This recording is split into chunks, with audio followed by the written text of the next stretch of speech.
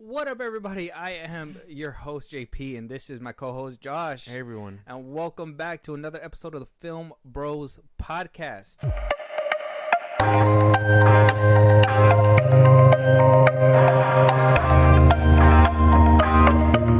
All right, so we got it started. We got it popping. We got all kinds of new... Oh, hey, what up, fam? What's going on, Nessa? Welcome, everybody. Josh, you want good news or bad news today?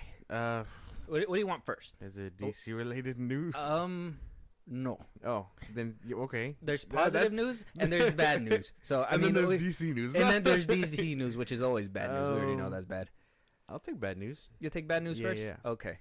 But before we get into that, before we get into that juicy bad news, Yes. Josh, let them know, for the people out there in the podcast world, where they can talk to us if they want a movie that they want us to review, if they have any questions about the topics, if they want to give us a topic, if they want to catch one of these live streams or support us in a big way. Go ahead. Twitter, TikTok, Instagram at Filmbros Podcast. We post new episodes are up. You can hit us up there for any news or movies you want us to cover. Listen to us anywhere you get your podcasts, at Filmbros Podcast, Spotify, YouTube Music, Apple Podcasts, things like that. Support us in a big way. Buzzsprout, link is in those bios of the socials I just gave you. Supporters get special things just for you guys, and you help us grow our little podcast we got going on around here. Subscribe to our YouTube at Filmbros Podcast, and then be a part of the conversation every Saturday and throughout the week on Twitch at Filmbros Podcast. Yes. So we're obviously gonna cut into the bad news first. We're going full steam ahead. Josh, it's not looking too good for your boy Jonathan Majors. It's not looking too good. So I guess we did talk about it. October 26th was supposed to be his hearing date. Yeah. He was supposed to be, basically the trial was supposed to be whether the judge dismisses or this is going to go into trial. Yeah. We're going into trial territory at this point. The judge did not dismiss anything. In fact, some of the files came out and Variety got a hold of them, and apparently Jonathan Majors' lawyers team are manipulating evidence. Oh, shit. That's not a good thing. So according to Variety here, all right, and I'm going to read down the whole page because I think it has a lot of interesting little tidbits behind it, and we'll go through all that, of course. Oof, yeah, I know. Hi, Julie. Spoiled Julie. And so, here we go. Majors was arrested March 25th in Manhattan of 2023, accused of assaulting his girlfriend, Grace Jabari, in New York City, right? We remember all that. So, in a new 115-page filing obtained by Variety, prosecutors say they are attempting to get a copy of a London Metropolitan Police report from September 2022. While it's unclear what the report contains, the filing references medical care obtained by Jabari at the time. Jabari is a citizen of the UK, and Majors was in London during that period filming season 2 of the Disney Plus Marvel series Loki. Yeah. Let's break that down real quick. She was in the hospital in care while they were in the UK filming this series. Do you think Majors had anything to do with her medical care? No. Or putting her within that hospital? I don't think so. No. No. We would have heard something about that. It was in the UK. It's a different kind of government, different kind of entity. They don't necessarily need to have brought that up during the court case in the beginning. But when Jabari's out here being chased at this point, and not just her, a couple of other people are coming out. Remember, they're coming to the DA and expressing that Majors isn't the nice guy everybody thinks he is. Yeah. So could this report be plausible? Could he have put her in the UK hospital? I'm not sure, but we'll keep going down this article. It gets even better. This development comes a day before Majors has to return to court for his domestic violence case. Wednesday's court appearance is expected to be one of the final pretrial hearings before the judge rules on whether to proceed with or dismiss the case. The lengthy filing from the Manhattan District Attorney's Office is in response to the actor's motion to dismiss the case. It does not entirely lay out the DA's case, though it is intended to provide enough detail to move the case forward toward trial. So it does say here that the abuse victims are cooperating with the DA's office. Yeah. The filing also alleges Major's legal team has leaked and misrepresented court evidence, as well as attempted to have police create a wanted poster with Jabari's photo. It also dismisses the idea that the DA has any plans to prosecute Jabari from domestic violence alleged by Majors in a court counterclaim, contradicting recent media reports that claim such an action was imminent. Oh my boy wanted a whole wanted poster. $250,000 for this girl if she's found. For this blonde lady. No. This isn't good. This obviously isn't a good look. They misrepresented evidence. Yeah. They lied. Mm-hmm. They lied. That lawyer talk for they lied. Damn. Yeah, I don't know, man. This ain't looking good, but I mean, when it always seems to go back and forth with Jonathan Majors. Like, it looks bad. And then it's been worse, a roller coaster, I will say. And then it looks good, and then now it's looking bad again. I don't know which side to be on. All right, I'm still on the Nessa fence. says that's doing too much. It is doing too much. It is doing too much. Yeah, but I mean, when you got Jonathan Majors' money, doing too much is on the table. Yeah, you could do as much as you want as long as the money doesn't run out. I think the DA just needs his team just needs to continue that racist plea, and that we are. You guys are attacking him because he's black. Exactly. So we go even further, and Josh, the pain just gets worse. I'm sorry, I told you, juicy bad news, man. This is bad news to the 10th degree, because the document also offers new details on the events that led to Major's arrest on March 25th. Goddamn. He and Jabari were taking a private car service from a Brooklyn party to their Chelsea apartment. According to the filing, Jabari, who worked as a movement coach alongside Majors on Disney Marvel's Tentpole Ant-Man and the Wasp: Quantumanium. Movement coach is basically, she handles his luggage, handles all the stuff. Yeah. Basically, hey, we got to be here at this time. We're going to move. Yeah. She allegedly took the phone out of his, saw a text message that on Major's phone that had read, "I wish I was kissing you right now," quote unquote. Damn. She allegedly took the phone out of his hands to see who sent the message. Majors then began grabbing the right side of Miss Jabari's body and prying Miss Jabari's right middle finger off the phone, causing bruising, swelling, and substantial pain. The filing continues that Majors then grabbed Miss Jabari's arm and right hand and proceeded to twist Miss Jabari's forearm, causing substantial pain to her finger and arm. The defendant then struck Miss Jabari's right ear, causing a laceration to the back of her ear and substantial pain. Oh, no. My boy was trying to hide those messages. Yeah. You ain't gonna catch me on no, what's it called? Cheaters? Where'd they get this from, dude?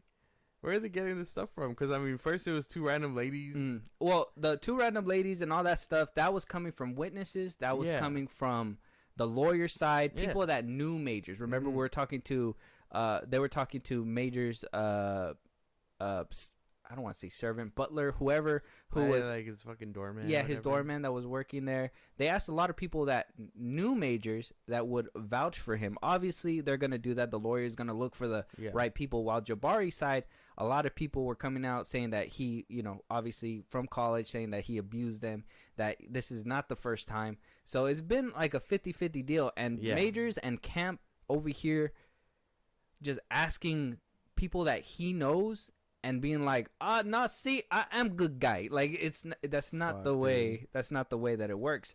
But it even gets worse. Oh, so, after he retrieved his phone, Majors exited the vehicle and Jabari attempted to follow the actor. That's when the defendant grabbed her, picked her up, and threw her back inside and sustained substantial pain, including a fractured finger, bruising about her body, a laceration behind her right ear, and a bump on her head. The filing calls into question a number of media leaks that painted Jabari as the aggressor. In the time since the arrest, Major's criminal defense lawyer, Priya Chaudhary, has alleged that it was Jabari who assaulted Majors and not the other way around. Chaudhary also called the case a witch hunt and one that is saturated with explicit and implicit biases. Majors has pleaded not guilty to the 4 charges leveled against him. A 5th charge of strangulation was dropped. So he didn't strangle her. Oh, no. They out for his neck. It looks really bad. Yeah, it does look really bad, Nessa. At least he didn't choke her.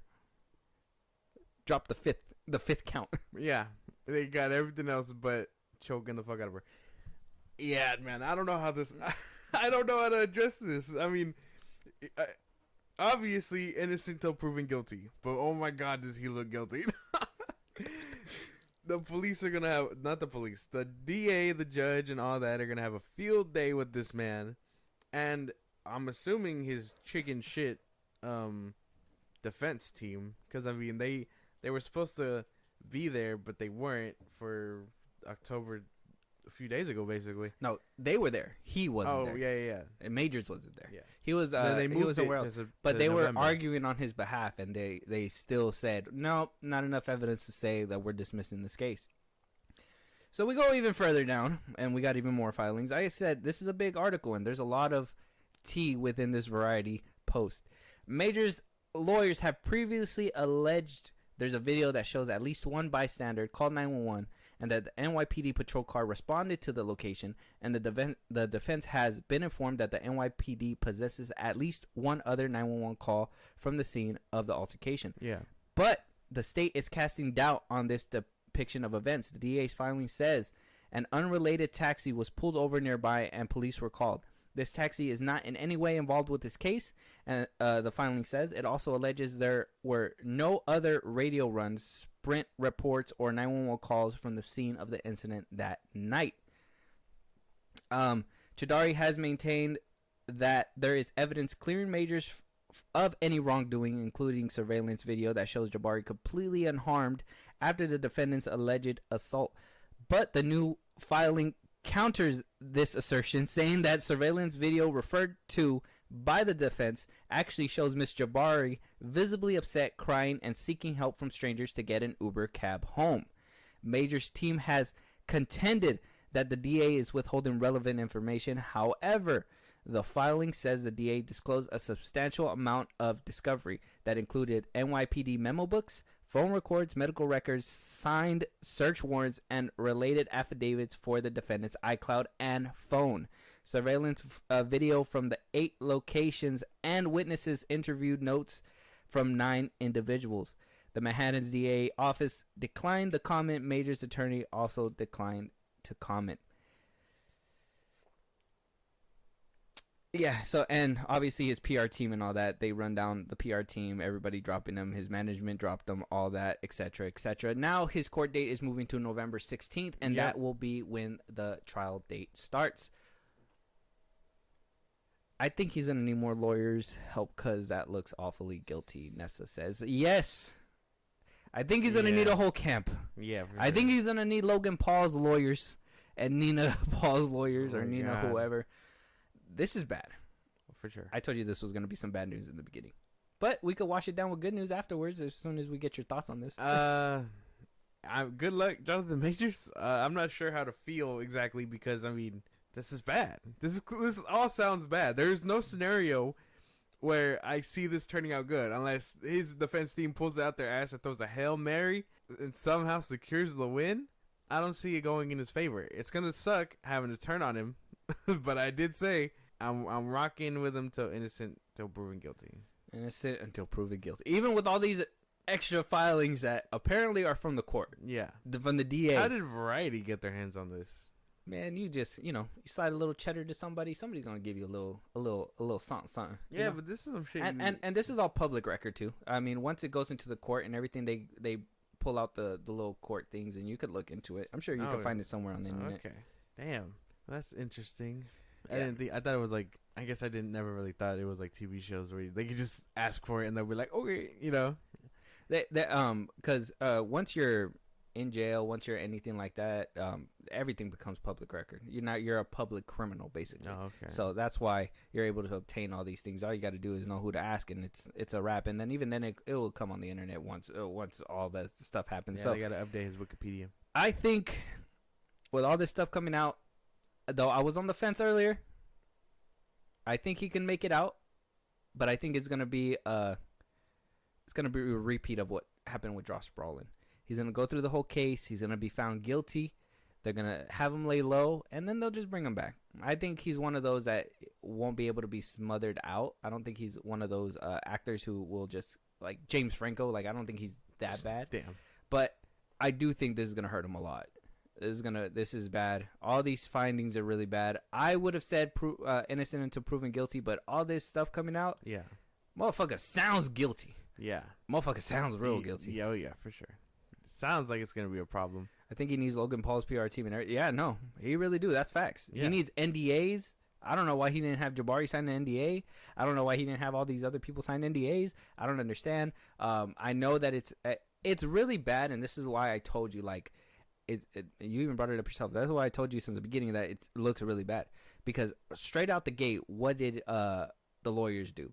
Biases. Yeah. It's because he's black. Mm-hmm. He's a black man making it. Now all of a sudden we all want to bring him down. Don't get me wrong, it does happen. But this police report, they haven't even put out a picture of what she looked like that night. I wish we would have seen that. The text messages, that didn't look good either. Hey, I promise I'm gonna make it all go away. That Jabari says. Yeah. Nope. DA's gonna pick that good. shit up. Domestic abuse. Once, and I've seen a lot of cop shows. You see me on YouTube, I'm always on it. Domestic abuse, every single time I see it, it's if the person doesn't want to press charges, the DA picks it up automatically because we cannot let a criminal walk around. Exactly. If there's too much evidence that proves that somebody was hurt, DA's taking over. For sure. That makes sense. He gonna learn today to get those NDAs. Yeah. Oh my god. Yeah, he's gonna learn today. He's gonna lose out on that Marvel check. He's going to lose out on roles because his team's over. I mean, he had a bright future in the Creed franchise, and now all of a sudden that's probably going to just be lost in limbo. It's bad for this guy.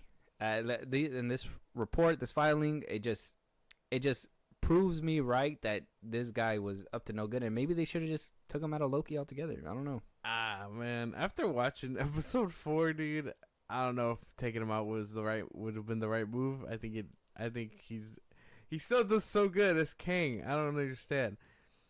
But yeah, man, this is bad. Clearly this is terrible, and it doesn't look good, and Jonathan Majors just has to recover. I don't think he'll be smothered out either, though. I think he'll come back and have a interesting career. I think so too. I think he'll have a comeback. Obviously, you'll have those people that are like, "Oh, what? He's able to just come back as a man?" Yeah, and blah blah blah. You'll just like don't forget. At the end of the day, if he's gonna do his dirt, and they're gonna prosecute him, and Yes. he'll probably do some jail time. Mm-hmm. If he does jail time, Yeah. that will be a career killer. I don't think there's coming back from that. If he does jail time, if he gets a slap on the wrist, and they're like, you know what, it was provoked by both. Jabari did hit him too. That's what I thought, but I guess they said that was false. That she was the one that looked more beat up. Well, I mean, the most that he had was scratches on his arms or something like that, and that was because obviously, if he was bending her finger back, twisting her arm, shoving his arm on her side, she's gonna fight back to make him let go. He is a juiced up man. That boy is stocky, bigger than Logan Paul by all that, and I feel like Logan Paul came out of Creed, bro. Like, yeah, that boy's stocky. There's no way, and so yeah, this doesn't look good. I'm happy that we are getting some kind of movement from this because it just seemed like it kept getting pushed back. But now we're getting to the meat of it. Jonathan Majors is looking bad. This looks terrible on all ends. yeah, There's no side that I can even give him a 99% or not even like a 20% doubt at all. Like, I feel like 95% this guy probably whooped the shit out of her. All because a girl texted his phone. Guess he was probably cheating. When he's done with Jabari, he's like, "Oh, you're next, bitch." No, Oh my God. text her back. What did I say about text me before 9? God damn it. Why is Pizza saying that they want to kiss you? It's like I got that deal. Jonathan Majors not looking good. He might not be Kang for too long at this point. It doesn't seem like it's likely. And that's sad. That is unfortunate. Poor guy. I like Kang. I mean, maybe he's just washing his hands, too, from this whole Marvel fiasco that isn't really doing much for him either. How? Well, I mean, he got hired, right? And then he was in Loki. Sure. He did a good job. And then he was in Ant-Man. And that... I'm sure he was going to do a lot more, and then he got caught up in this bitch. He got himself caught up in this bitch. That was his fault. Nobody told him to put hands on Jabari. Just He saying. still got caught up, regardless of who whose fault it was. Like, what the fuck? He thought he was on the set of Creed or what? Like, what is he doing, bro? Every time I hear a bell, I just go for it. Oh man, go for the knockout every time. With all this bad news, Yeah. let's move away from it and let's Yes. get to the good news. Mhm. Let's get to the positive news, and that is the Hollywood strike seems to be coming to an end. Both sides are meeting. Last night there was a lot of rumors and talks that, and at the time of recording it's Saturday, so Friday night there was a lot of talks that they were going. Still talking. Yeah, they were going through it to the very end. Yeah. To the very end. But apparently, sources close to them say that everything's just basically done. That they just need to sign, and that people are already getting articles out ready to announce. I don't know if they're gonna wait the weekend and just announce it Monday. I don't know if they'll do it on a Sunday. Well, I'm sure like their they did lawyers with the and stuff sleep. Did the WGA? Did they get approved on Saturday or Sunday? They got approved next week, like Tuesday. No, but they already had a deal by Saturday or Sunday. But they didn't start putting out posts until like Monday or Tuesday. Well, yeah, because they put out the post saying that they reached a deal, but they had to get their lawyers to look it over like Monday or Tuesday, and then they reached it by like Tuesday. Oh, okay. So they wait the weekend, but they're talking right now through the weekend. Yeah, Their talks have been going really well for the whole week, basically.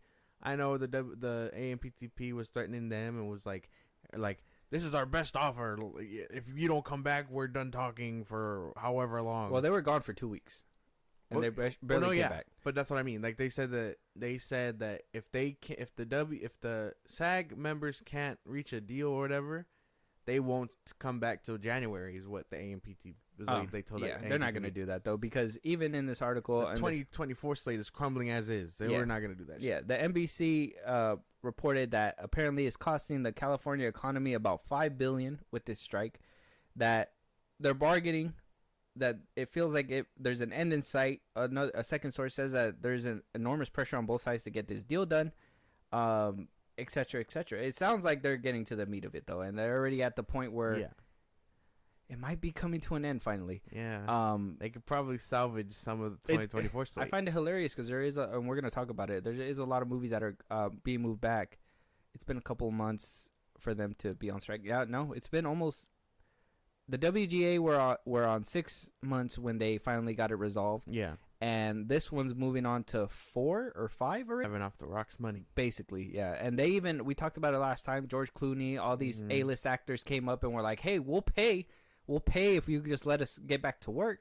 And, Fran was like, it got to come from the AMPTP. Yeah, you otherwise can't come out of your pocket. Nothing. Yeah, exactly. So it's either them or nothing at all. And so now that we're getting to that point where we're going to get our movies back, our shows back, I think every movie got pushed back except for Aquaman. And Aquaman only got pushed back 2 days. I saw that shit. And they're going to have all their WB movies right there in December. Yeah, they have Wonka in front. Yeah. They have Aquaman and then The Color Purple. Or whatever it's called. The movie's called. And the next week over. So they're basically competing with themselves at this point. Like, why would you do that? But at the same time, I guess Aquaman 2 is not going to be. They're like, so man, profitable. one of these has to stick. I think it'll be Wonka though. I think Wonka would be the one, and I honestly think The Color Purple is a good contender too. It's a old timey movie, so maybe. I think it might be worth a watch. But for sure, Wonka probably will blast Aquaman out the water. Same thing with The Color Purple. But yeah, we're getting to the point where we're finally going to get our movies, our shows. We're probably going to get more news for you guys because people are actually going to be talking about it and leaking. And we're going to have these actors that are just slip up and say dumb shit. Tom Holland, where are you, bro?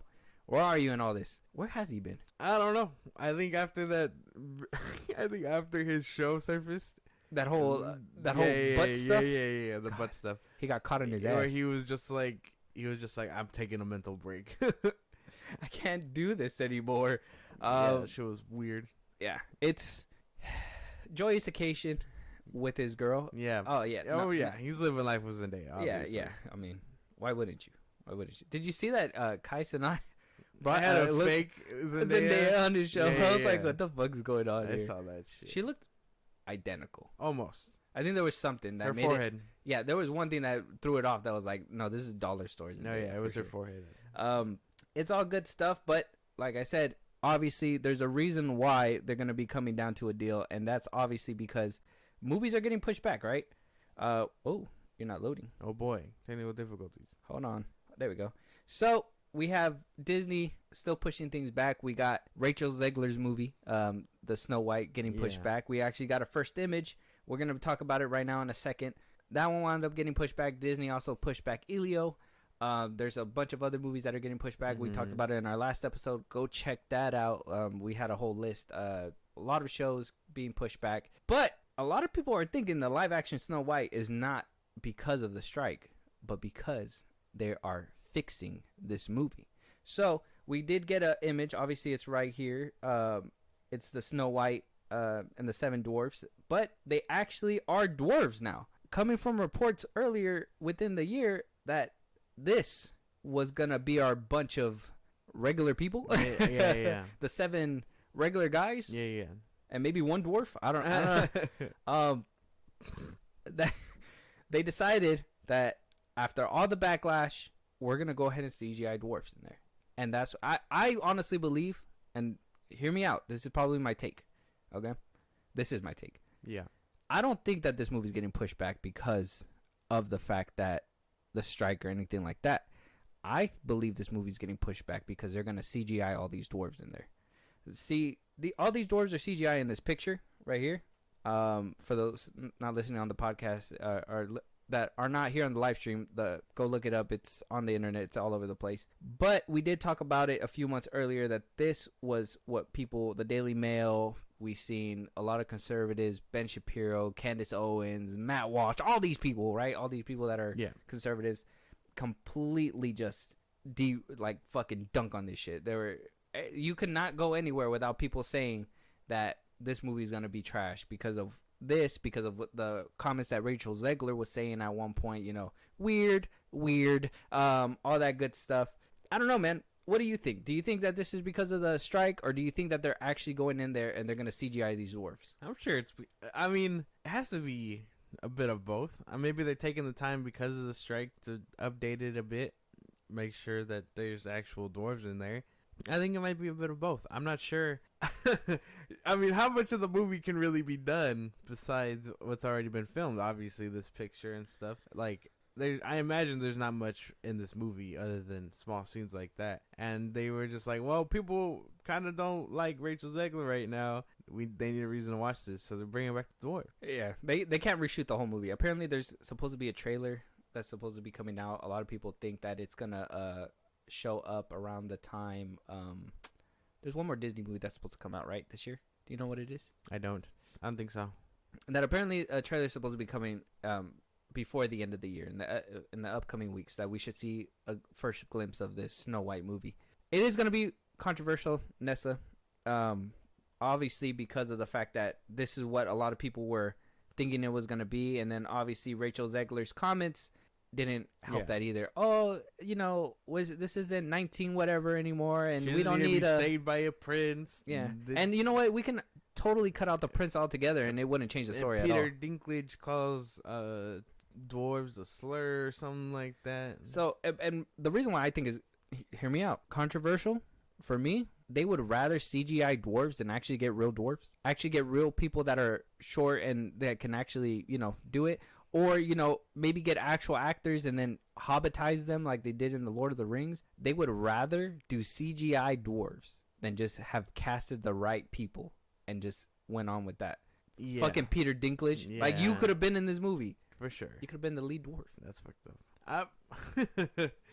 Well, yeah, because, how else are you supposed to get that cartoonish, like look? You know what I mean? That could be another thing. Disney can be hearing the fans and being like, well, we don't like this hyper-realistic shit. Lion King, Little Mermaid, blah, blah, blah, blah, blah. Let's go ahead and actually make it into a cartoon. Yeah. Well, yeah, that's the thing, because say you do get real little people, right? Said I think they should have real little people. Yeah. The correct term is dwarf. Yeah, I don't think you're allowed to call them little people anymore. Yeah. I think that's politically incorrect. I'm not sure the real term. I don't really know people like that. But I know you can't call them midgets either. You're not. That's what I was trying to avoid. Oh, okay. You're not supposed to call them things like that. It's rude. Quote a portion of people. But you're not supposed to call them those things. Like, I let the intrusive thoughts win there, but you're not supposed to call them that thing. But say they get people like that. White people are going to find a way to be offended at that sort of thing. You know what I mean? That is true. Like, why'd they do that when they could CGI colored people and give us colored dwarves, whatever? I don't think there's any way to put it other than they really just wanted that cartoony look, that how they look. Scroll down a bit. Like, see, they want that little, like, fat, pudgy dwarf looking vibe. With the big nose and all that? Yeah, like the really cartoonish looking, like, look. But I think they could have went the Lord of the Rings way. And like, actually had, like, small people and yeah, put like, prosthetic noses. I know she's in hot water, but how'd they do it in Harry Potter? Harry Potter with who? Well, they're dwarves. Oh, they actually had the what's the name? The choir guy? Yeah.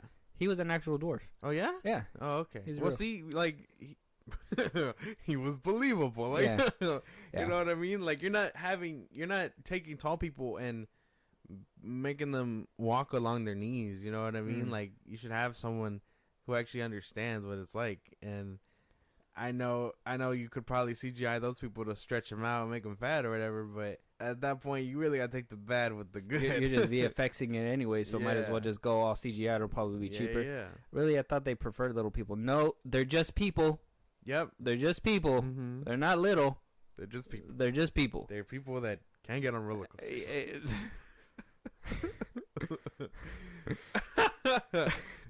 But they're just people. Yeah, but I don't know. I just think that this movie is gonna obviously meet traffic. I don't think this movie is gonna be the hit they think it is, even if it has dwarves in it or not. No, I think it's already been ruined. I think Rachel Zegler's little infamous press tour kind of ruined it. that ruined it. I know people were defending her and they were all like, hey, you know, she's the perfect casting or whatever this. I'm sure she is, but she just doesn't know how to shut the fuck up. Yeah, I mean, I don't know if she could sing. I think we could have done a better Snow White. I think we would have went Snow White. No.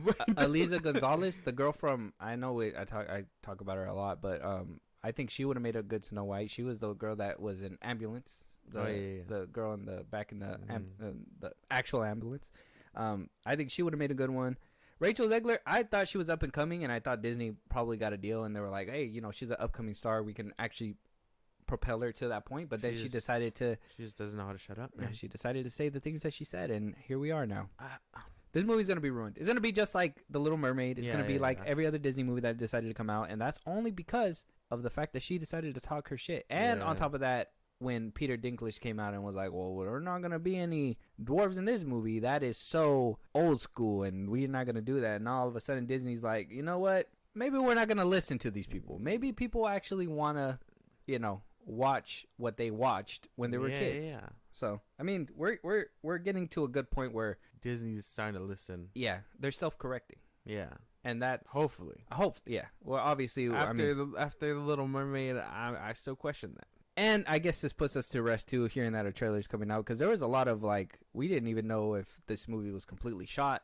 There was rumors going around that they were completely cutting Rachel Zegler's role from this movie. That would be fucking insane. There was a lot of conversation going around. So hearing that there's a trailer in the tube, hearing that you know we got images like this with actual dwarves in it, and it's not this anymore. Regardless, I know a lot of people are like, "Oh, you guys were wrong. You guys just picked up a picture and you guys were just running with it." Blah blah blah blah. Does this not look like the Snow White that's here, just with her red hood on? And I mean, they could have easily just removed these people and CGI'd them. Yeah, Snow White and the 7 hippies. They're gonna be getting high apparently, and smoking that grass. It's not the devil's. It's not the witch's apple. Are you trying to say that little people are gonna get high? Is that what you're trying to say? That would be hilarious, wouldn't it? No, that joke would have been perfect, but no, that's not what I was saying. We are moving on. So, Blue Beetle director. Obviously, we're gonna have a little bit of DC in here, and this is for you.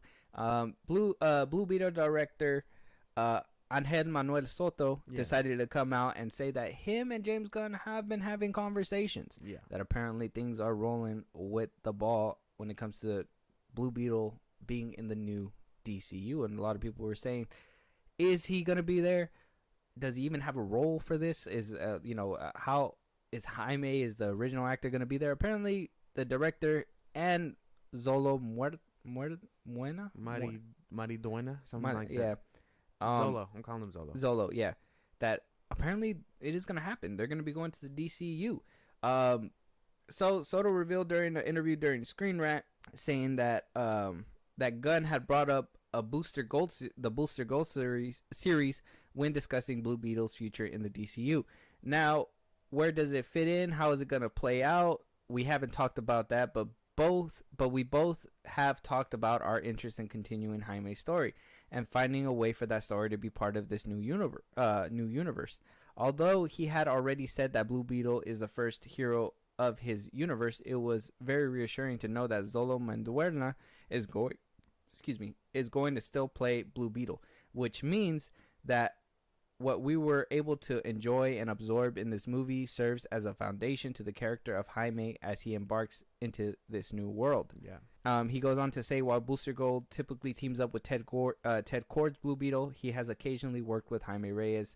Soto discusses what he sees, and this is what he says. For me, I always like the idea of Ted Kord and Booster Gold doing adventures, and then this message being sent as a warning of something that eventually Booster Gold is the one that's able to bring Jaime into the mix or tap Kord's expertise through Booster's time-traveling powers. So for me, one of those things I definitely want to see are Booster Gold and Ted Kord. I want them to be part of Jaime's future, Soto said.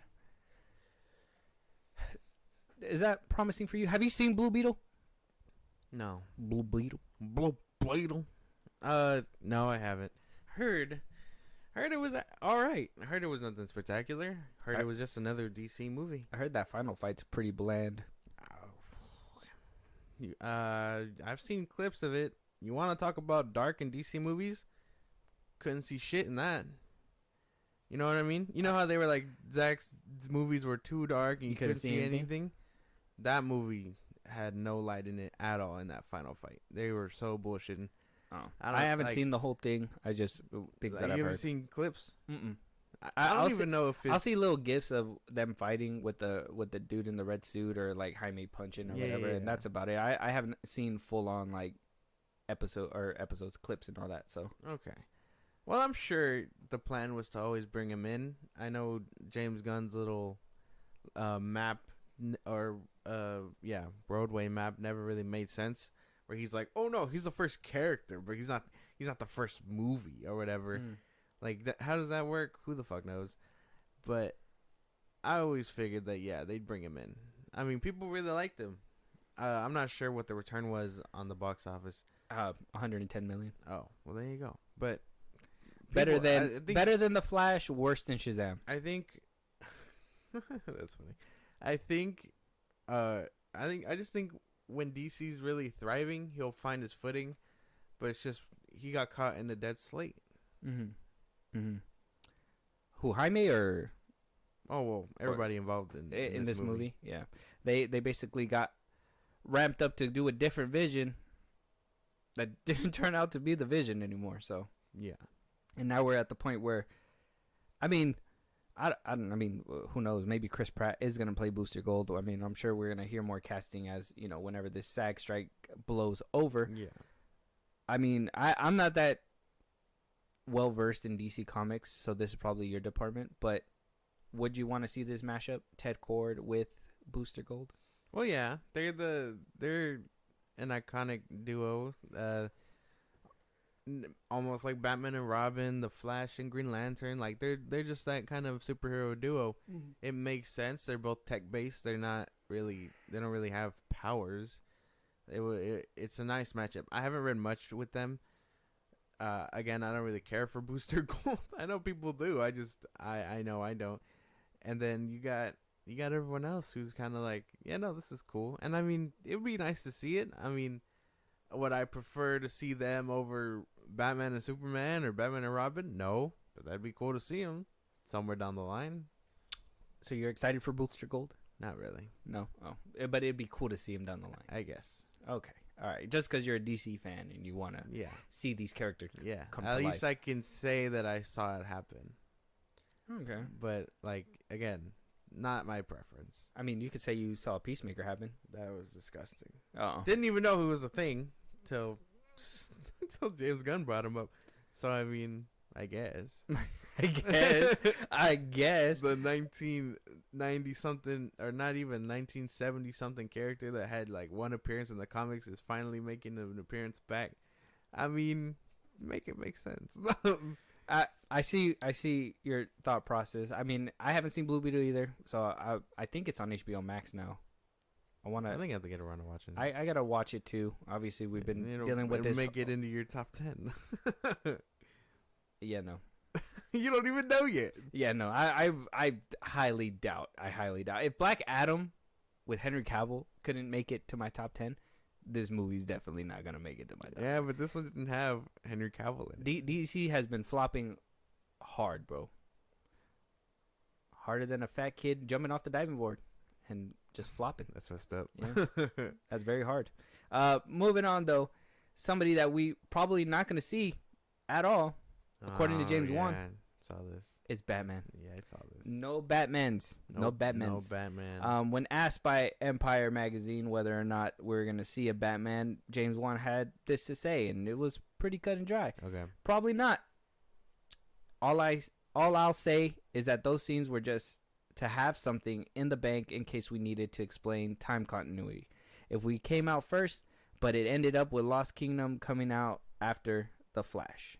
So they recorded not one, but 2 Batman cameos in case of wherever Aquaman 2 was supposed to land. And at the end of the day, it sounds like they're like, well, it's going to be all erased anyways.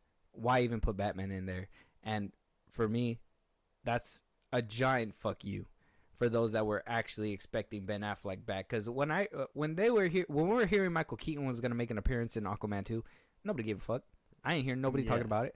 But when we heard Ben Affleck and Jason Momoa were together, hanging out, buddy, whatever, blah, blah, blah, that he was coming back, people went crazy.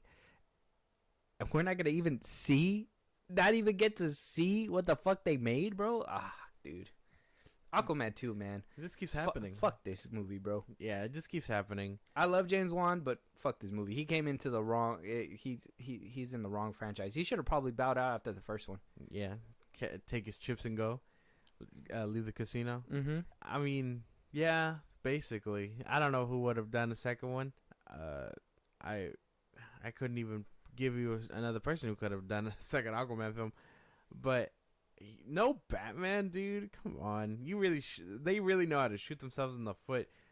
Like, I'm sure this would have drew in fans to some capacity, but now no one really, not that I know anyone who really cares about this Aquaman movie. Yeah, no. I've asked a bunch of people and nobody. Nessa, if you're still out there, let me know. Are you excited for Aquaman 2 or are you going to watch Aquaman 2? I'm kind of curious if you're interested or afraid. Let me know. But I don't see any interest. Yeah, no. I've not heard any interest. Everybody that I talked to, they're just like, there's another Aquaman movie coming out. Like, nobody knows that a sequel is supposed to be happening. Nobody. That doesn't make any sense to me. Like, how does a superhero movie at that, where superhero movies are like flying high, or right now it's not really flying high. Well, they're supposed to be flying high. Like, how did nobody know that a sequel to Aquaman 2 was supposed to be happening? Yeah. Marketing is so ass, dude. Like, DC's marketing team has just been so ass. And I know what I'm about to say is going to be glazing. I don't really care. Oh, God, he's going to glaze so hard. But there was a time where DC movies had good marketing. Back before James Gunn took over. No. Back in the day, when Zack Snyder was still there. Yeah, had like a marketing. Like, remember that LexCorp commercial? You remember the Dr. Pepper, the Dr. Pepper cans? Yeah, the Batman v Superman Dr. Pepper cans. That shit was everywhere. Dawn of Justice was everywhere. Like, the marketing was always on point. And now you get one trailer 1 month out before the movie goes. Yeah. Yeah, and like, what happened? Who caught the trailer? Nessa said Ray said he isn't really looking forward to it, and she also said I probably won't watch it either. So, see, there you have it. Nobody's gonna watch this movie, man. It's gonna be as empty as The Flash. Yeah, The Flash was completely like empty. The Flash was Black empty. Adam had at least some people in there. Yeah. Shazam had a little bit of people in there. Yeah, Shazam. And then what was after that? The Flash came out. Flash. And there was nobody in that seat. Blue Beetle has nobody in the seats either. And now we're getting to Aquaman 2 where nobody's gonna be there. I'm part of the cult of Snyder. There you go. Fucking cultured. Fucking A. National fucking A. I hope Ray feels the same way. But that's when the movies were great. Let's be honest here. Yeah. That's when things were actually connected. You know, Man of Steel, BVS, Zack Snyder's Justice League, all that stuff. And then, you know, we dwindled down and watered down and got to the point where we're at now. But it's fine. Aquaman 2 is going to drown just like all the other DC movies. Yeah. And hopefully your boy James Gunn will pick us up from the mud. Your boy James Gunn. My boy. Yeah. Your boy. Yeah. You're the one that likes watching the Suicide Squad. Didn't I hear you say, oh, I love Peacemaker. I love that toilet bowl on his head. You know damn well if I say that, it's not me. I swear you glazed the scene in the Suicide Squad where like the helmet and the camera's going around it and he's fighting with Rick Flag. No. Yeah, you were like, oh, that's a hard scene. Dude, I don't even remember that movie that well to give you that scene. I've only seen that movie once. And that was when it first came out. Oh, yeah? I have not watched it since. Damn, I've seen it multiple times. Ray kind of doesn't like these new movies from DC. Yeah. No, I don't think anybody. I don't think anybody likes them. Yeah. Obviously, the box office speaks for itself, and nobody's watching it. And even on Max, nobody watched it on Max either. It's free, but nobody's watching it. Blue Beetle, I don't even know when it dropped. I know that it dropped a while ago, but we've been too busy with this Halloween stuff. But it's just there's no interest in DC right now. Yeah. And maybe there'll be a little bit of peaked interest when James Gunn comes out, but who knows if like this bad taste in everybody's mouth is even gonna allow that to happen. Yeah. Like we're already at the point where they're gonna be like, oh well, Jason Momoa is not gonna be Aquaman anymore. So who's gonna be Lobo? Who's gonna get that? If you're not in the know, it's gonna be hard to watch these movies. Basically. Yeah, it is what it is. But you know what else? Oh, I'll just say you don't want to see Gen Z. You Gen Z people. Apparently, Gen Z and all their people want less sex in movies and TV shows and more platonic relationships. Is this you? Hell you want to see sex in TV? No, I actually. I want to see. I actually want to see more.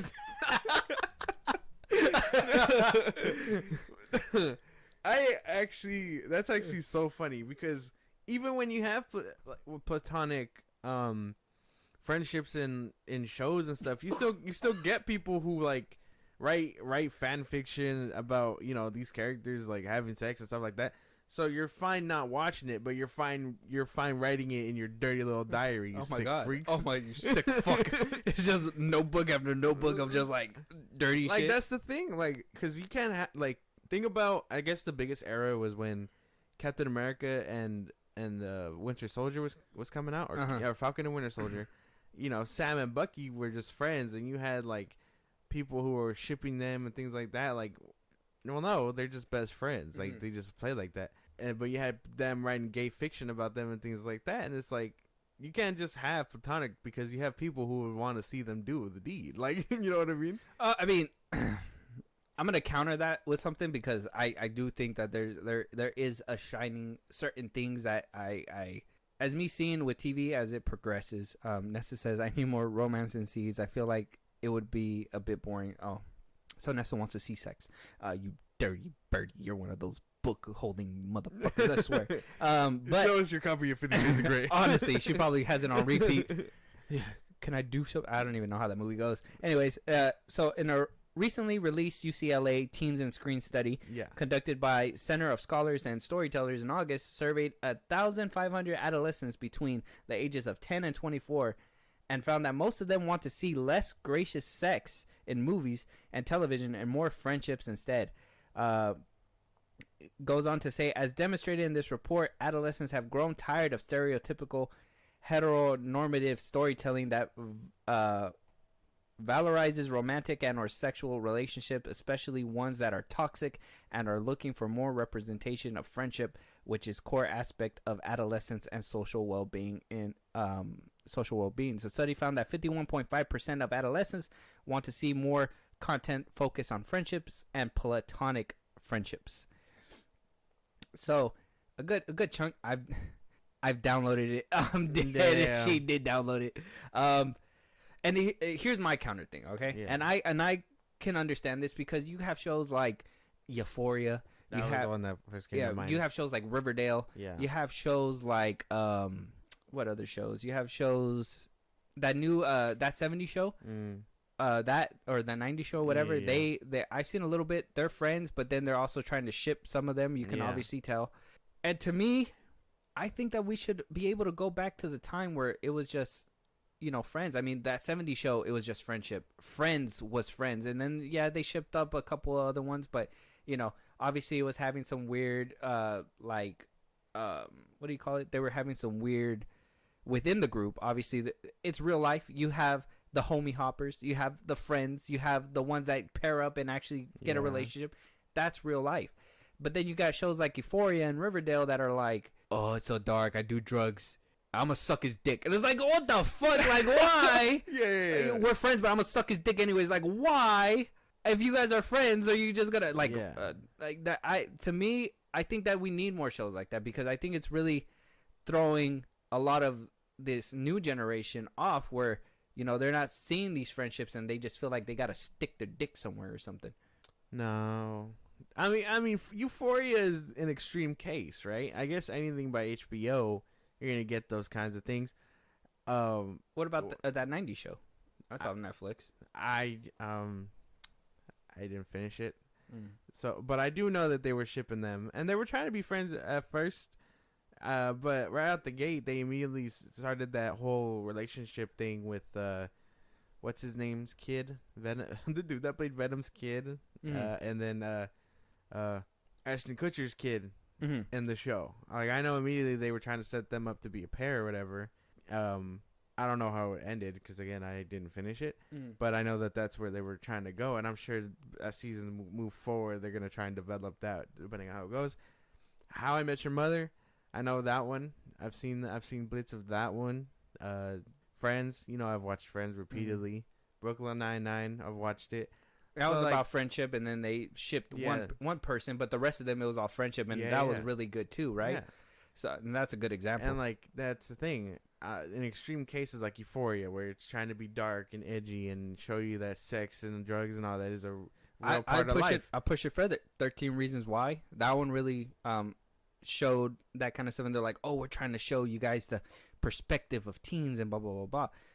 But when you're in high school, that should never happen. Like you never dealt with any of those things. Never had a broom go up, like Oh my god! It's like that's like you know what I mean. Like that's the extreme shit. I never been bullied. I never had anybody shove me in a locker. I've never done Molly. Like it's not. It's not a thing. I mean, if you never done Molly, that's a regular high school. Like you never hit the milestone. I don't know what to tell you. Man, no. I like True Blood from HBO. True Blood. I've never seen that one. So I wouldn't be able to like speak on it.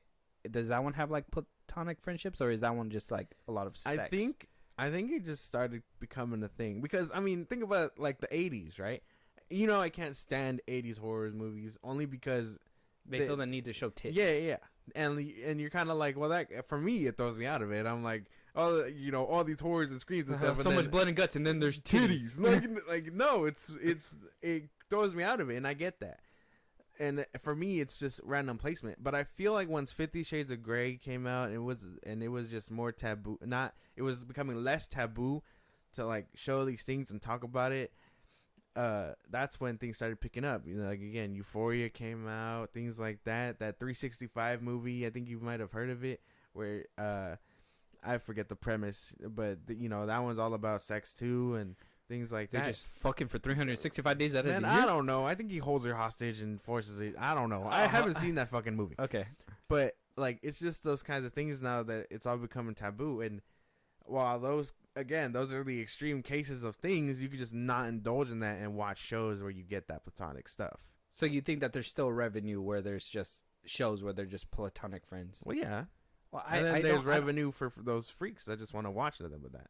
Yeah, but and then there's porn. But like, you got to understand too, where are you gonna go for your high quality stuff? You're gonna go to HBO. You're gonna go to Netflix, maybe Paramount, whatever. You're gonna get all your shows from there. But if all your shows are just unnecessary sex and unnecessary like shipping of people, then why even watch? It's kind of like there was a show that I was watching that I had gotten into, and then it was supposed to be about survival, but then it went into relationships and all these people and blah blah blah, and I'm just like, that's not what I'm here for. Like, I don't want to see them fucking on an island. That's not. I get it. You have that urge. You have that need. Get it done. But do we have to show that? Do we have to, like, if I like when it makes sense? If you're building this love story and then eventually you have to have that sex scene to kind of solidify, like, they're moving on and they're doing something different. That's different. Whereas Welcome to You or what is that show with The Weeknd, The Idol? And then right off the bat, the fucking Haley Bailey was getting railed in the back by some black dude. Oh, it's like, why was that even necessary? And that was the first scene in the show. Like, everybody talked about it, and then they were just like disinterested after that. Like, that was the first scene in the show. Why do those things and turn off a fan base that it's really, let's be honest, you're there for the actors, you're there for the show, you're there for some kind of story. And if all you're gonna see is people getting fucked, man, go to Pornhub, dog. Like, that is that easy. Basically, I don't know. I think it's a mix of both. I know there's an argument for both ways, because again, those are extreme cases, and then there's other things where it's like, yeah, you get that little relationship and the occasional, not sex scene, but something that alludes to them doing it, and then wake up the next day like they're in bed, whatever. Like, I know you haven't watched Gen V, but there's all those scenes in there too, and it's kind of like, okay, yeah, but they're still in high school and things like that. Mm-hmm. So I guess it's a bit extreme depending on how you look at things, because you can pull Euphoria. At the same time, on the opposite end of the spectrum, you could pull out a show from, like, I don't know, some like On My Block, I guess. I think you've seen that one. I mean, there's a show out there called Sex Education. I think it's on Netflix. I saw the first season. Yeah, there's a show out there called Sex Education. Yeah. Again, high schoolers. The show that really had me in the beginning, and then I didn't like when they started, like, well, they didn't really do it. I think On My Block was a good one. That's why, On My Block. That one was a good one. That was about friends. Mm-hmm. They didn't really ship anybody. They played with the idea, but they never actually did it. I think Rudy was the only one that was actually getting in a relationship with that rowdy Mexican chick or whatever. I forgot her name.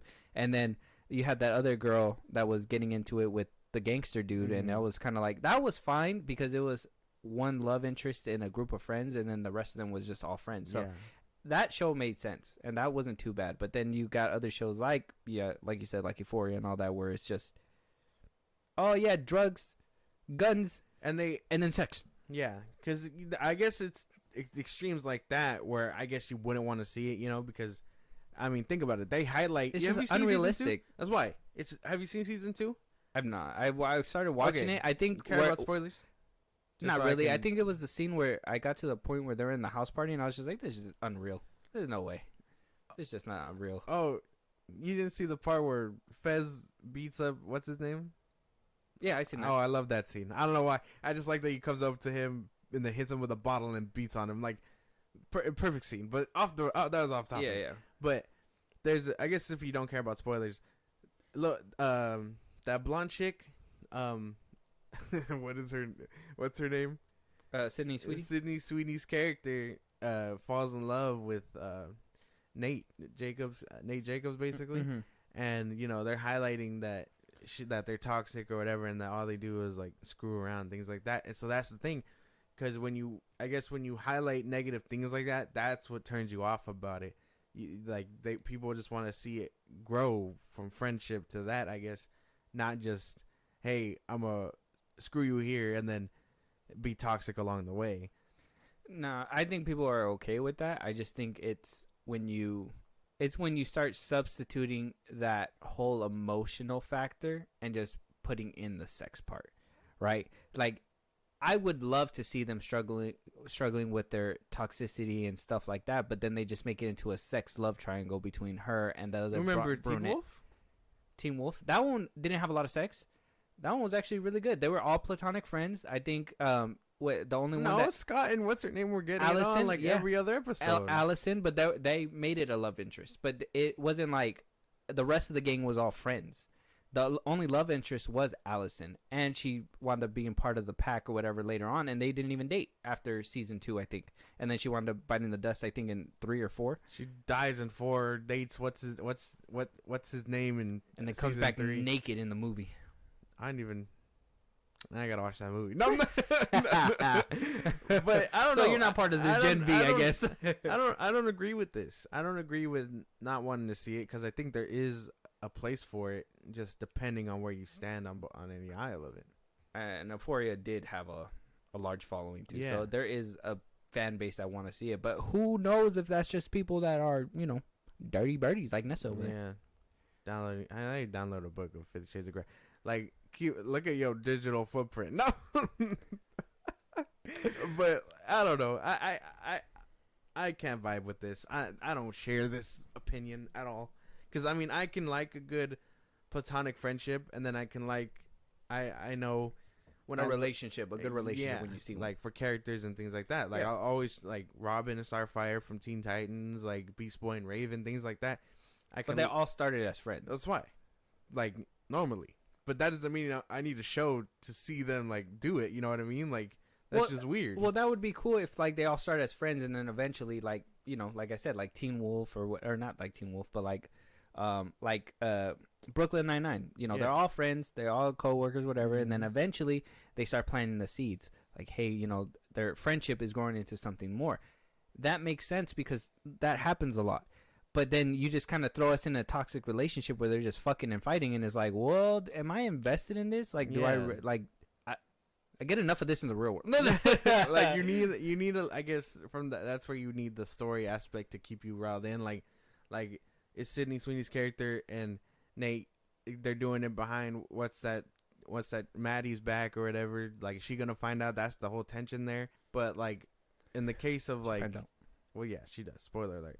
But in the aspect of things, like, you could just live without it. You could just not watch it at that point. But there is an audience who's into it. Sex Education wouldn't be on its last and 4th season if there wasn't a demand for it. Big Mouth, I told you about that show. That show wouldn't be on the 7th season if it wasn't demand on it. That one talks about all types of shit, I'm just thinking of like all these Gen Z people that are like, enough sex, like they're just watching the show and they skip the sex scene. They're just like, nope. You're like, nope. Nah, I don't know. Wow, sex hair. But it's fine. I mean, I don't share this. I think there is a time and a place for sex and, boobs and stuff like that or whatever, all that stuff. It's just, I'm sure it's more of the younger crowd that are just trying to watch a show and not be embarrassed when a parent walks in the room, because, there's some families where, you can't. I know it was very difficult. Like, if I was watching, when I was younger, when I was watching something with mom or whatever, and it was like, then a sex scene comes on, and I'm just like, look, do I not look? Am I allowed? Like, so I'm sure there's those dilemmas as well. It's just more like it's that preference. And I think the younger crowd might not want to see it only because it's true. I honestly believe that half the shit that happens in Euphoria and all that doesn't happen in real life. I think you start off as friends, you make friends, you got to have that social aspect. And then you have all these people that see these shows and all of a sudden they're just like, well, they're doing that in high school. I'm not doing that. So what am I doing wrong? So and then they turn to cocaine. No. And Molly and all that stuff. Yeah. But it is what it is. Moving on, though, we also got word that apparently there's a rumor going around from Daniel RPK. He's a scooper on Twitter and, a reliable one at that apparently we are getting a Thor 5. It is currently in development, but we might not be getting Taika Waititi back. Your favorite director? He's not. I know you love Love and Thunder. I know you watch it on the low. Stop playing with me. I'd rather Gord the God Butcher. Loved him. You can show me a Saw movie. I could probably watch all 10 Saw movies before I watch this one again. But that includes Spiral. But this is nice, I guess. I think after Thor 4, the director, whoever they pick up to direct, is really going to have to draw me in because Thor 4 and Thor 3 weren't my cup of tea. So you weren't a Ragnarok fan. Yeah. like I guess maybe you could just call me a not Taika Waititi's fan for his vision basically, but the director is gonna have to entice me to be like, come watch, and then maybe I'll watch. Yeah, I know a lot of people were saying that they want more of a realistic take, like medieval Thor kind of thing. Would you be okay with that, or do you want to see something along the vein of like Infinity War Thor, or like even like Thor 2, like that Thor was pretty fire too. Mm-hmm. Like, or do you want to go back to the English yellow eyebrow Thor one? That's funny. No, I mean, I guess somewhere between, I guess the Russo brothers and that little peak of before Thor 3 is the soft spot, I guess, because the way they had him in the Avengers movies, I really fucked with. What about Endgame? Him being all fat and all that. I was fucking with his character. Yeah, still. Yeah, I mean, and at the end, he turned into a badass anyway, and so like he got the job done, and I think that still works. But I mean, that fool was killing it in Infinity War. Like that's peak Thor to me. Just him being the god and things like that, a powerful god at that. That was my peak. I don't think, again, the person that picks it up is just gonna have to be. The Vision's going to have to be really good. It's going to have to be better than Thor 4, obviously. And it's just going to have to advance his character in a good way. Mm-hmm. And hopefully reunite him with Loki. Because that's one of my stakes in this all. Like, I want to see them reunite. And I know it's possible after watching Loki. Mm-hmm. Okay. All right. And apparently there's a rumor, and take it with a grain of salt. Spoiler maybe for Thor 5, but apparently that there's word going around that they want to reunite Tom Hiddleston and Chris Hemsworth to just kill off Thor. Would that jive? Would that be a cut off your jib or what? I could see that. That'd be cool. If they decide, I know how that sounds, but I know if they decide to kill Thor with Loki, like regress all his progression basically, then obviously I won't be into that. But like that's the thing, because the thing about the Loki show and the thing about the Thor movies, they haven't addressed it at all. Like this Thor lived through losing his brother and things like that twice, like 3 times. Oh yeah, Infinity War is like the third time I think. And Loki, second. He died in Thor 2, and then he died in Infinity War. He dies in Thor 1 also. He dies, oh yeah. He died. He fakes his death in 3 1. times. 3 times, yeah. Yeah. He fakes his death twice. Yeah, and then he dies for real in Infinity War. And then they said, "Oh, shortcut." Honestly, smartest thing ever. That was like the smartest backdoor pilot, was letting Loki leave with the cube and all that. And then the TVA and stuff. But that's the thing, right? Like this Loki in the show saw everything play out, everything like that. But there has not been an ounce of him like missing his brother, things like that. So I'd want to see them explore that type of thing. Like, hey, I've been here. I've done all this. What's it been for you? And then Thor is just like, holy shit, you're alive. Mm-hmm. Like, I'd want to see that dynamic. And, like, the fact that no one's playing on that idea really fucking sucks. Yeah, we should have had a hint that Loki was still out there, maybe like in Thor 4. Something by like the end of the movie. Yeah, or at least, like, on Loki's perspective, use his show to be, like, drop hints to Thor and be like, hey, no, like, I'm still here or something. Or like the TVA or whatever, like he could probably see the timeline unfolding and being like, oh, look how far he's gone now or something, you know? Something to show us that he cares. We just got to move in a different direction, I think. I think the Thor that they were going with Taika Waititi, don't get me wrong, I did like Ragnarok. I'm not going to lie about that. I thoroughly enjoyed it. I thought they were going a good direction, but then they just went too far on the goofy side by Love and Thunder. And I know Ragnarok and Love and Thunder is not everybody's cup of tea, but I will say out of the two, Ragnarok for sure got it a little bit better. And honestly gave us a very peak Thor by then too, which was weird. By the end of the movie, obviously. By the end, obviously in the middle, I mean, you could say it's dumb or whatever, but how does Valkyrie take down the God of Thunder who controls lightning with a taser? I don't know. That's insane. So maybe he's not fit to come back, and maybe that's a good thing. Maybe for some that's a bad thing. I personally feel like it's a good thing. I would be okay with that. I don't need him to come back. We need a whole different direction. If anybody that I think should have it, and I've been seeing a lot of people talk about it. Some people said Chad Stahelski, the one that made John Wick 4 and John Wick and all that. I personally think the person that made Extraction, like him and Chris Hemsworth doing the Thor movie together. Wow, Yeah. dog, that shit would go crazy. Yeah, that would be kind of cool. Crazy. Sam Hargrave. That's his name. Yeah. Sam Hargrave. Can't fucking like that. Whenever they announce somebody, it needs to be Sam Hargrave. I think he does well with action scenes. Now, hopefully, we don't see Thor rocking a AR-15 blasting motherfuckers, but you know, it is what it is. But moving on, if you're looking for more Fantastic Beasts, stop looking because apparently it's paused indefinitely. Stop looking. Yeah, You won't find it. yeah. So, David Yates, the man who brought Harry Potter to life after, I think he started with Prisoner of Azkaban and basically ran the whole franchise. Yeah. Came back for Fantastic Beasts, missed out on the second one, but then came back for Grindelwald. Mm-hmm. And he basically came out and said and asked, when asked about the whole franchise, he said that filming Fantastic Beasts 3 was particularly difficult due to the pandemic. And now the series is taking an indefinite hiatus.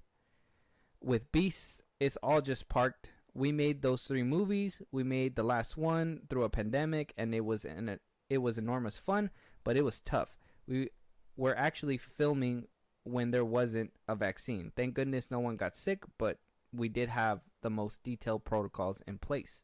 And that was basically the end of that. But saying that it was parked indefinitely says that Grindelwald did not do good. Yeah, of course. Let's be honest. Not just the whole pandemic ruined this movie. We cannot say that We because know why. they took out Johnny Depp. Yep. Obviously, Johnny Depp was playing Grindelwald for the first 2 movies. Actually, Colin Farrell played him in the first one up until the very end. Then Johnny Depp came out. Then Johnny Depp was all in the second one. And then they go with a different character altogether to basically play Johnny Depp's character. They could have just went back to Colin Farrell, but they didn't for whatever reason. Like, I'll use the fake. No. Yeah. And then they said, oh, he faked everybody out again. It's Ian McKellen. I was like, bro. Damn. I loved these movies. I loved the first one. The second one kind of took a dip, but I thought it was still cool to come back to the Wizarding World. I will say, till this day, I have not seen Grindelwald. I haven't seen it either. I've only seen the 2. This franchise was something I was really looking forward to. I really liked exploring other aspects of the Wizarding World. Like, I hope one day we get a movie on the fucking Azkaban. You know what I mean? The prison. Mm-hmm. Like, that'd be pretty fucking cool. Like, imagine, like, a Prison Break movie, but from that dark-ass pit. Yeah.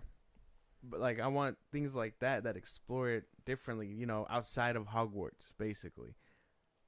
This was my little outlet, and I loved the first one. I like seeing all the creatures, the animals, things like that. Yeah. Like, why couldn't they just... It was funny, too. Yeah, why couldn't they just do that? You know, like, make it like Pokemon, but like the Wizarding World, you know what I mean? Like explore all that shit.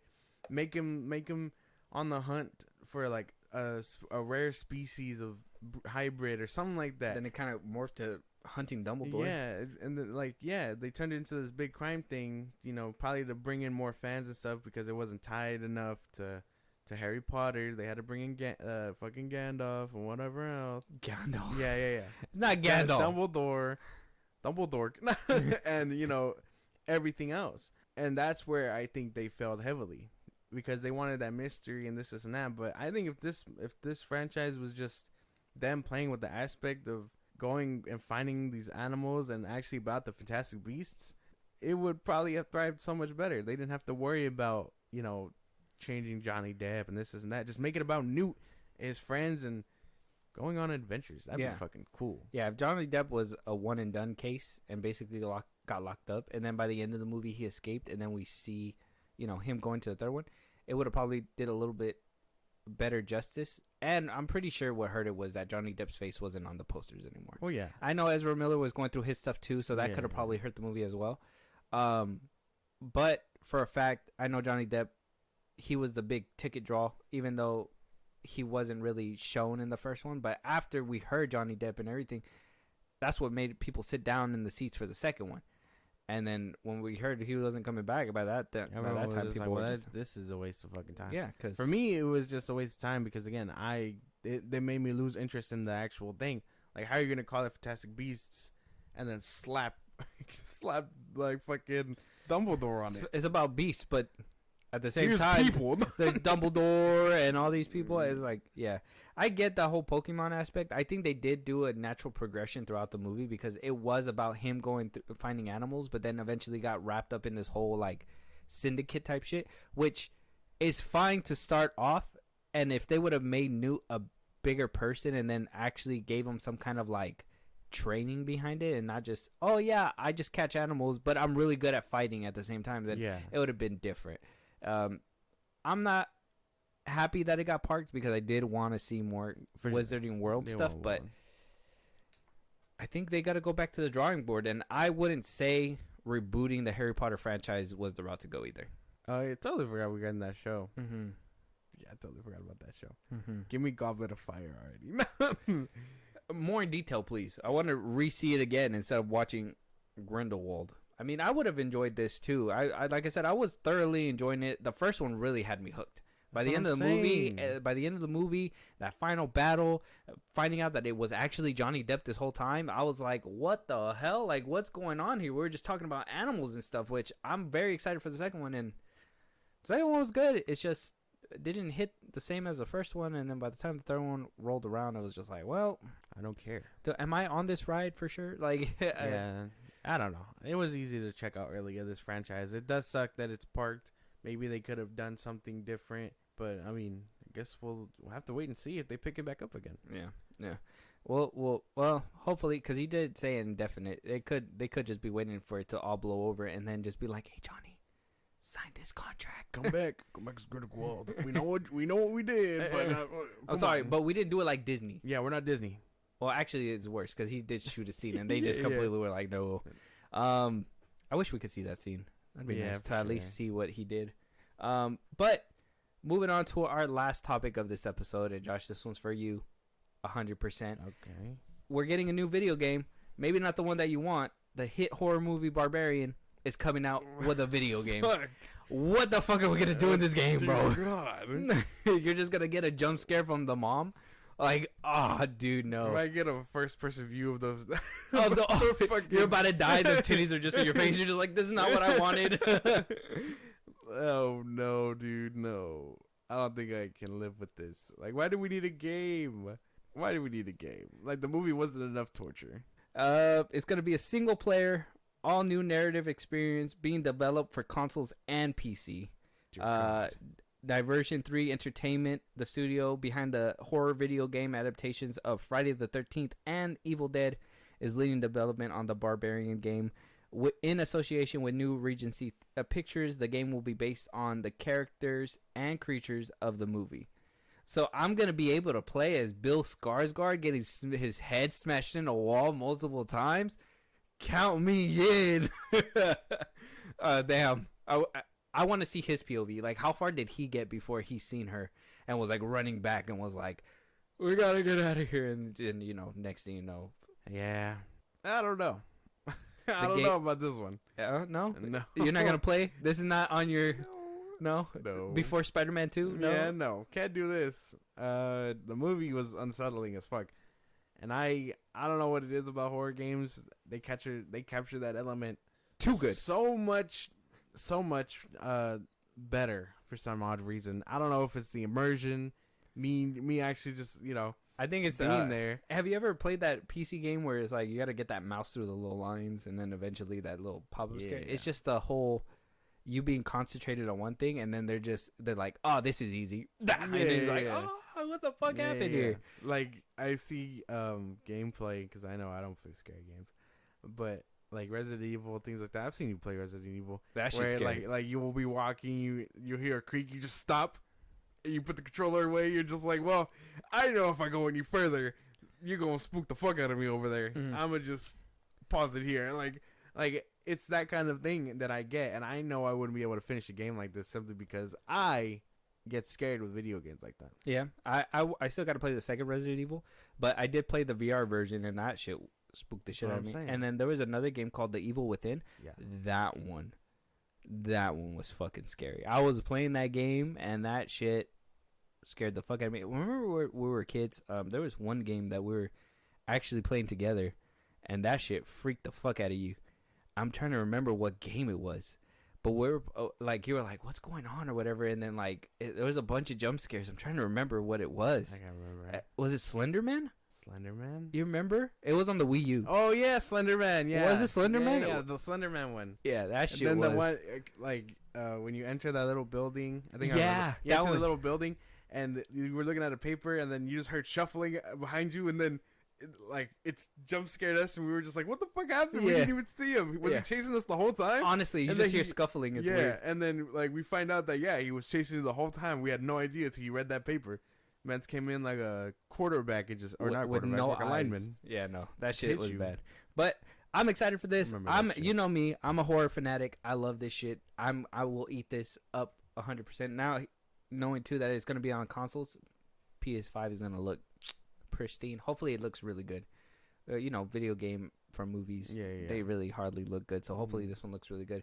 One that's gonna be a real testament to see how far video game tie-ins go is gonna be that Rebel Moon game.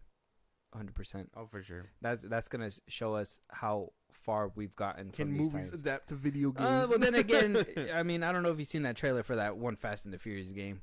No. Is No. it a Fast and Furious game? There's a Fast and the Furious I'll game. have to check it out. I'll show it to you after this because we're basically about done. With that being said, guys, thank you guys for coming out to the live. We appreciate you guys. You guys Yes. out there listening on the podcast version. Remember, we are still giving you guys exclusives.